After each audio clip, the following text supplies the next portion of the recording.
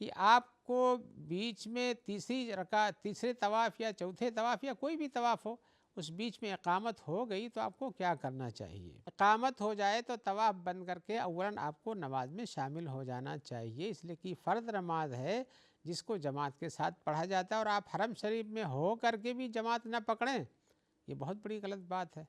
اس میں راجح قول یہ ہے کہ اگر بیچ میں کہیں رک گئے، راجح قول ہے، تو آپ کو جا کر کے حجر اسود سے اپنا دوسرا وہاں سے شروع کرنا چاہیے، یعنی 3 طواف کر چکے ہیں، چوتھے طواف میں آپ کو کہیں بیچ میں رکنا پڑا اور وہاں سے آپ کا طواف کٹ گیا، آپ نماز پڑھنا شروع کر دیے، تو پھر آپ کو چکر مار کے حجر اسود پہ پہنچیے، وہاں سے نیا طواف چوتھا طواف شروع کیجیے،